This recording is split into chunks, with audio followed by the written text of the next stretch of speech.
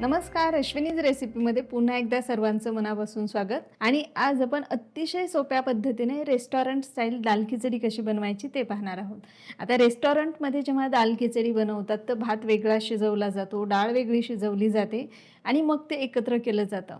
पण घरी बनवताना एवढा कुटाणा करण्यापेक्षा एक सोपी पद्धत, अचूक प्रमाण वापरून आपण ही खिचडी बनवणार आहोत. आता खिचडी बनवण्यासाठी इथे 1 कप एवढे मी तांदूळ घेतलेत. आता इथे बासमती तांदूळ न घेता जे आपण रेग्युलर भातासाठी तांदूळ वापरतो ते तांदूळ घेतलेले आहेत. तुम्ही तुमच्या आवडीनुसार कुठलाही तांदूळ यासाठी वापरू शकता. तर 1 कप तांदूळ घेतलेत, त्यामध्ये आपल्याला अर्धा कप एवढी मूग डाळ घालायची आहे. तर अशी छिलक्यावाली मूग डाळ घेतली आहे मी. त्यामध्ये पाव कप तूर डाळ घेते आणि पाव कप एवढी मसूर डाळ घेतली. आता तुम्ही इथे फक्त मूग डाळही वापरू शकता, फक्त तुरीची डाळसुद्धा वापरू शकता किंवा अशा पद्धतीने मिक्स डाळीसुद्धा वापरू शकता. आता 1 कप तांदळासाठी सगळ्या मिळून आपल्या 1 कप एवढ्या डाळी झालेल्या आहेत. आता एकदा हे एकत्र करायचे आपल्याला आणि याला स्वच्छ 3 ते 4 वेळेला आपल्याला धुवून घ्यायचे. आता हे डाळ तांदूळ स्वच्छ धुवून घेतले. आता आपल्याला एक कुकर घ्यायचे. इथे डाळ तांदूळ आपण त्यामध्ये घालूयात. आता यामध्ये आपल्याला पाणी घालायचं आहे. आपण 1 कप तांदूळ आणि सगळ्या डाळी मिळून 1 कप घेतलं. तेवढ्यासाठी इथे मी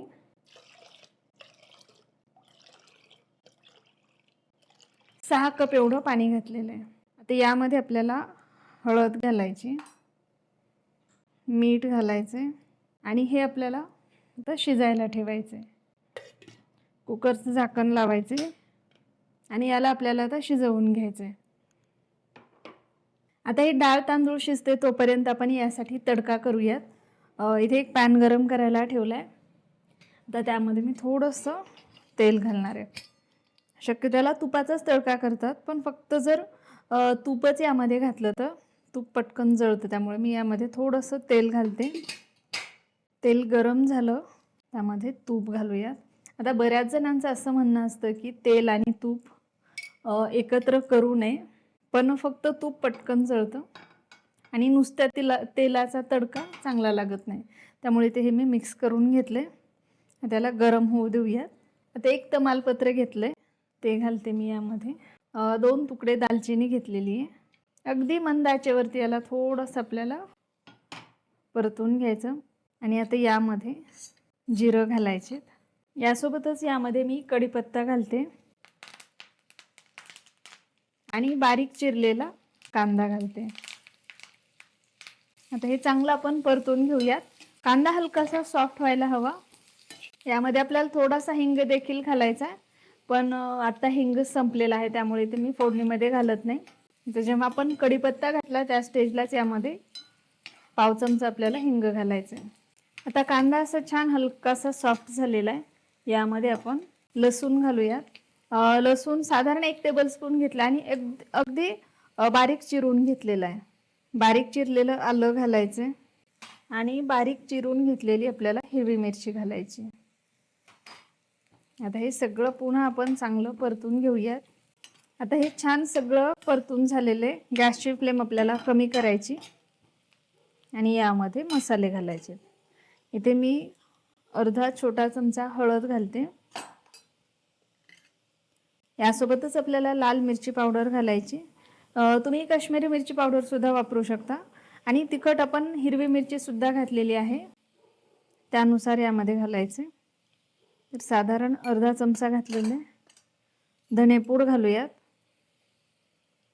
1 चमचा धनेपूड घातली. मिक्स करून घ्यायचे ते सगळे मसाले आपल्याला.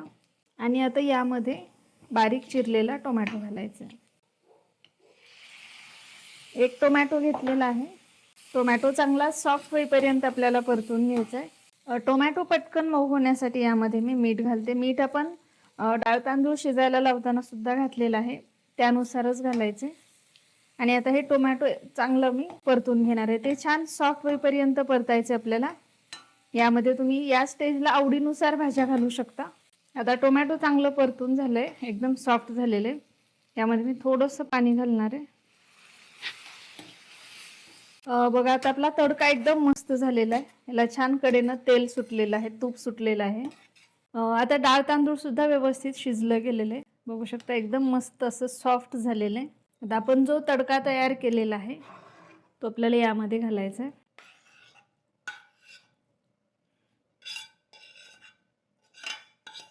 मिक्स करून घेऊयात.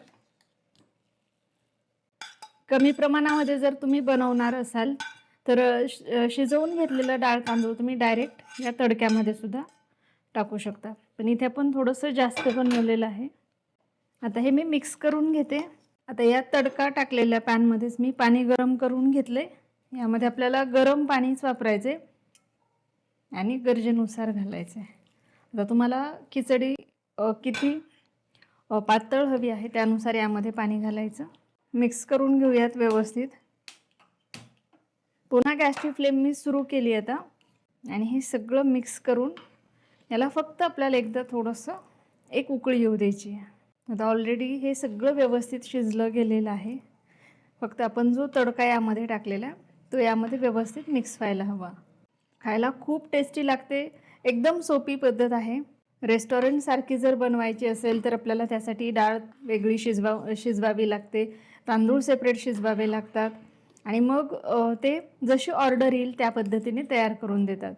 पण घरी आपण तसं करत नाहीत. आपल्याला कमी वेळेमध्येही बनवायचं असतं, एकदा सगळ्यांसाठी बनवायचं असतं. तर ही खूप सोपी आणि छान पद्धत आहे. बघू शकता एकदम मस्त याला आता टेक्स्चर आले.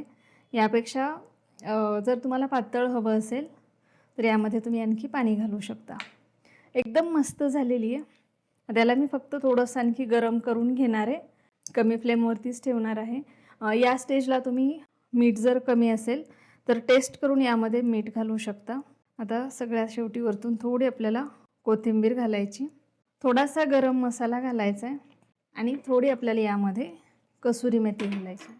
एकदा हे सगळं मिक्स करून घेऊया.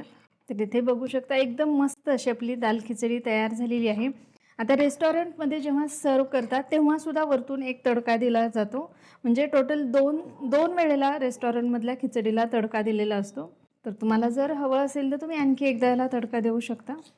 पण इथे मला गरज नाही वाटत आहे. बघू शकता ही एकदम छान झालेली आहे आणि मस्त मऊसूत शिजली गेलेली आहे. आता गॅस आपल्याला बंद करायचा आहे. तर खाण्यासाठी एकदम मस्त आणि टेस्टी अशी आपली इथे दाल खिचडी तयार झालेली आहे. टेक्स्चर पाहू शकता खूप मस्त आले, मस्त मऊसूत झालेली आहे.